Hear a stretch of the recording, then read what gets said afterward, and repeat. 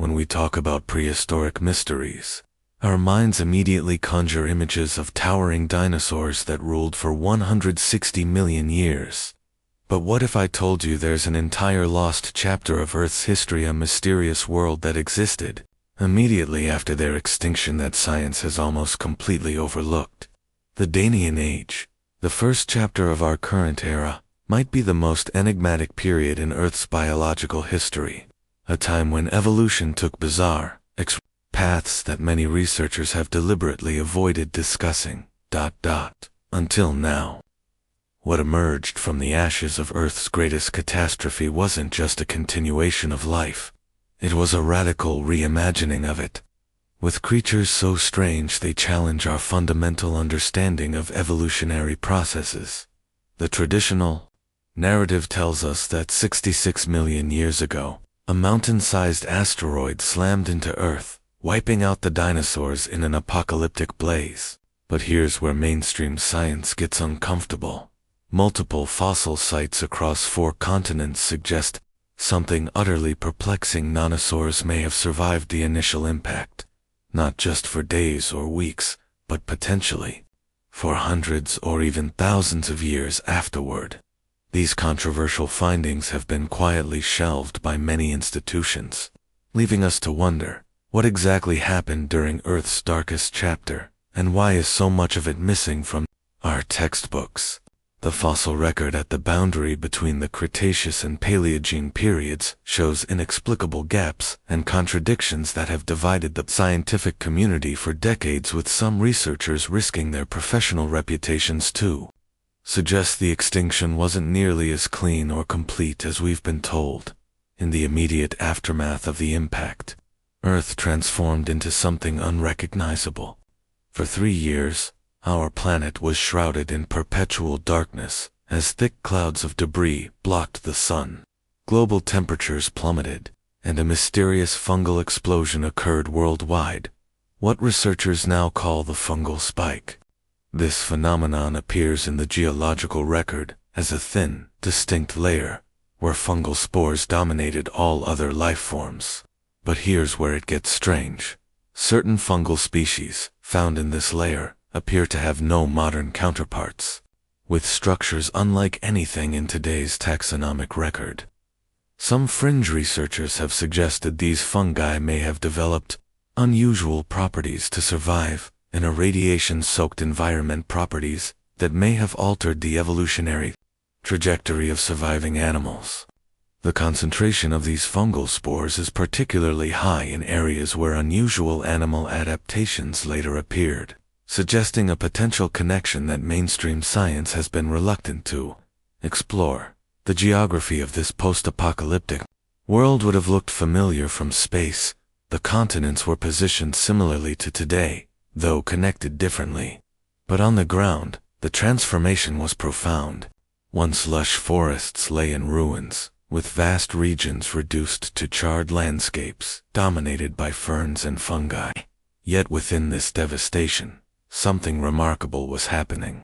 In certain isolated pockets, what some researchers call evolutionary hotspots, life was rebounding at rates that defy conventional understanding. These regions, scattered across what is now North America, Asia, and Europe, show evidence of accelerated mutation rates and novel adaptations appearing almost simultaneously. Despite their geographical separation, how could identical evolutionary solutions emerge independently in isolated populations? Some researchers have proposed that extreme environmental pressures may have activated dormant genetic pathways shared across multiple species, a controversial theory that challenges our understanding of how evolution works. Perhaps most baffling is what happened at Ground Zero itself. Core samples from the Chicxulub crater in Mexico reveal something that defies conventional understanding. Life returned to the impact site within just a few years. Not decades or centuries, but years. How is this possible at the epicenter of Earth's greatest catastrophe? Some scientists have proposed that extremophile organisms, possibly from deep underground, or even from the asteroid itself, may have kickstarted this improbable recovery. The genetic sequences of certain creatures that evolved in this region show unusual patterns that don't match the expected evolutionary timeline. What if something in the asteroid or the impact itself accelerated evolution in ways we're only beginning to understand? Most disturbing are the microscopic crystalline structures found in sediment, layers immediately above the impact site structures, that some researchers have controversially suggested bear hallmarks of artificial design rather than natural formation. Could the impact have triggered processes we still don't comprehend? The climate of the Danian world presents another puzzle piece in this mysterious period. While globally warmer than today's Earth, the climate showed inexplicable fluctuations that paleoclimatologists struggle to model accurately. Ice core samples from Antarctica reveal abrupt temperature swings during this period that don't correspond to any known natural cycle. More puzzling still, these climate shifts appear to coincide precisely with the emergence of new species in the fossil record, as if the planet itself was providing evolutionary pressure in timed waves. Traditional science explains these as coincidental, but what if Earth's systems were responding to the extinction in ways that actively guided the recovery? Some Earth scientists have quietly suggested that our planet may possess homeostatic mechanisms far more sophisticated than currently acknowledged, mechanisms that kick in specifically after mass extinctions to accelerate biological diversity, while mammals eventually inherited the Earth. The immediate successors to dinosaurs' throne weren't our furry ancestors, they were reptiles. Crocodilians not only survived, but thrived in the post-apocalyptic landscape, with species like Borealosis reaching lengths of 15 feet. Monitor lizards expanded into ecological niches abandoned by raptors. Snakes experienced an unprecedented evolutionary burst, but the most successful survivors were turtles with an astonishing 80% survival rate, compared to just 7% of mammal species. This bizarre reptilian renaissance challenges everything we thought we knew about evolutionary advantage. Some paleontologists have quietly suggested that certain reptile groups may have possessed genetic adaptations that mammals lacked that could rewrite our understanding of survival mechanisms during mass extinctions. But why hasn't this critical insight been more widely explored? More concerning is the pattern of rapid genetic change observed in reptilian survivors, changes that occurred too quickly to be explained by conventional natural selection. What unknown mechanism allowed these creatures to adapt so rapidly to a radically altered world? The plant kingdom underwent its own mysterious transformation during this period. The lush, diverse forests of the late Cretaceous collapsed almost overnight, replaced by a remarkably homogeneous landscape dominated by just a few conifer species. This lack of diversity should have severely limited animal recovery, yet paradoxically, animal diversification accelerated despite the simplified plant ecosystem. The genus Classopolus became particularly dominant, despite having been relatively uncommon before the impact. Even more puzzling is the discovery of unique chemical compounds in Danian plant fossils, compounds that appear designed to accelerate soil formation and nitrogen fixation. Were these adaptations random, or did they represent directed evolution, responding to planetary needs?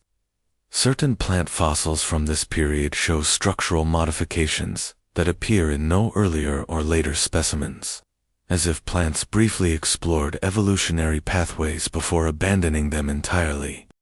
In this strange new world, mammals were testing evolutionary boundaries that produced creatures science struggles to classify. The Mesonychids emerged as Earth's first mammalian apex predators. But these weren't simply prehistoric wolves as often depicted. Their fossils reveal something far more disturbing. Large-headed creatures with blunt teeth and crushing jaws, stronger than any modern predator, capable of shattering bone with ease. These weren't sleek hunters but brutal killing machines with no modern equivalent.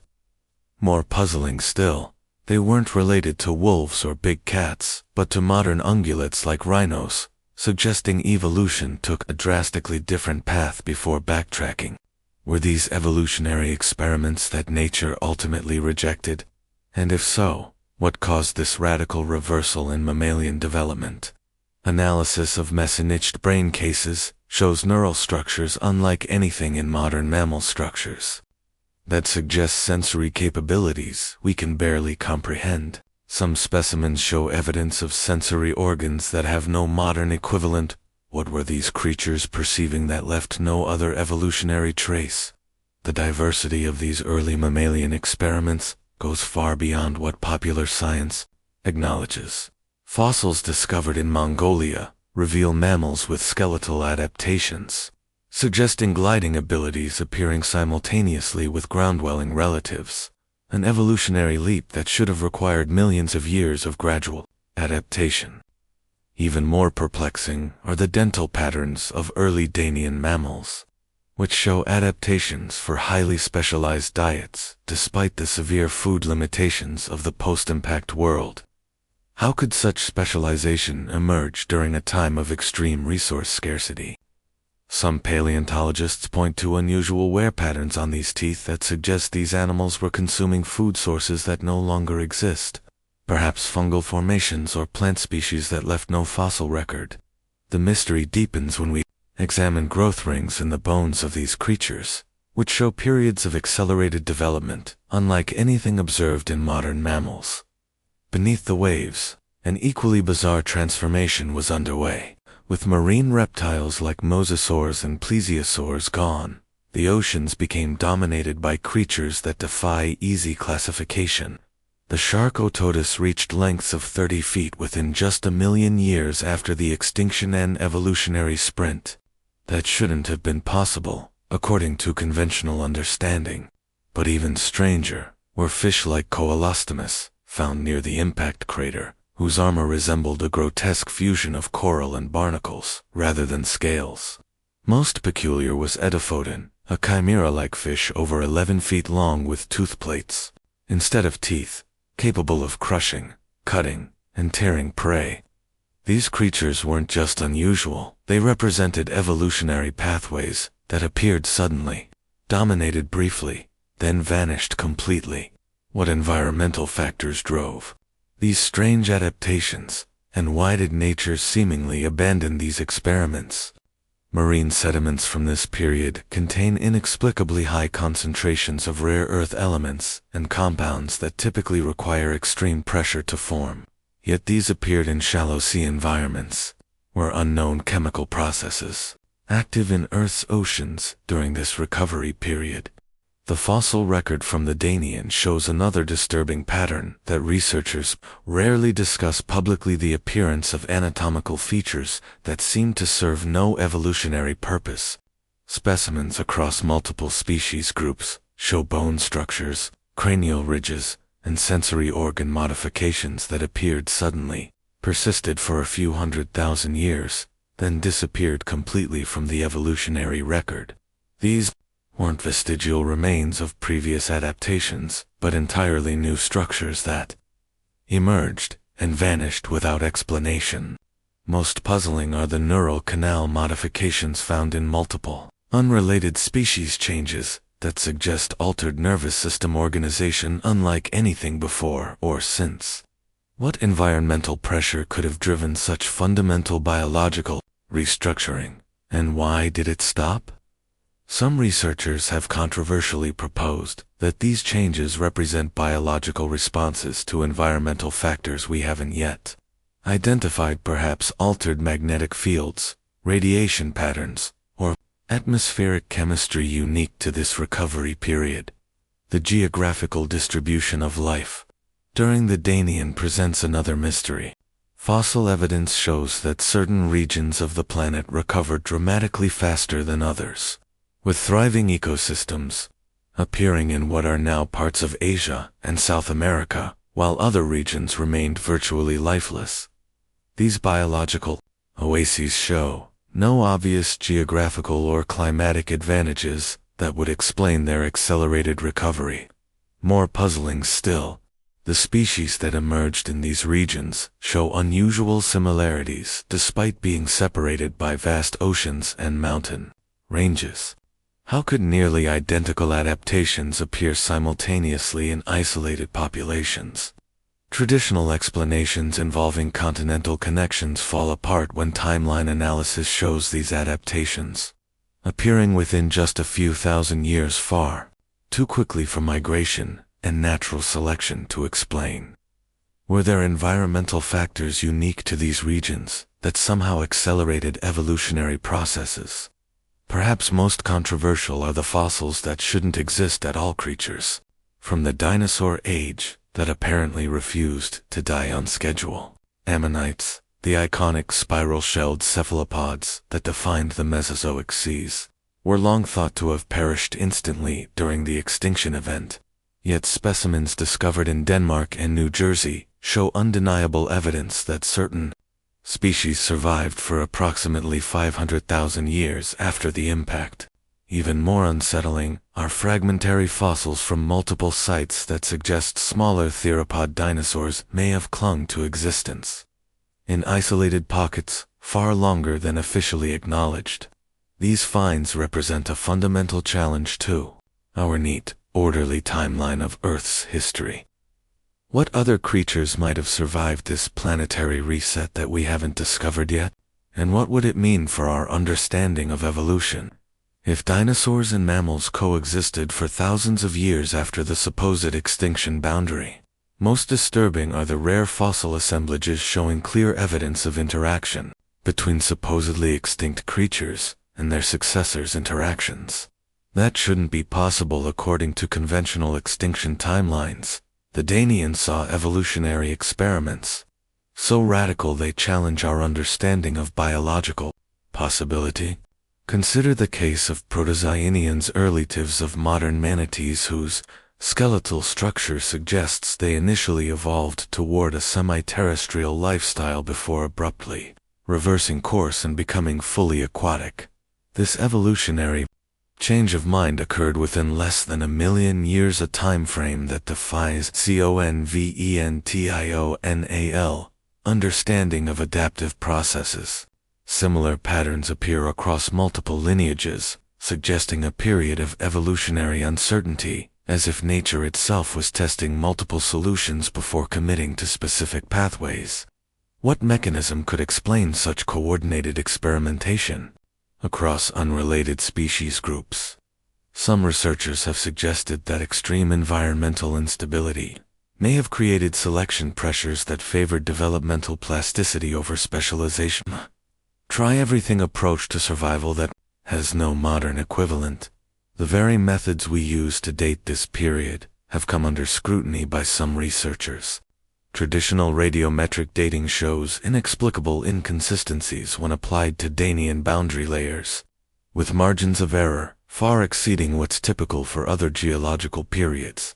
More concerning are the unexplained anomalies in carbon-14 ratios found specifically in Danian fossils, anomalies that don't appear in specimens from earlier or later periods.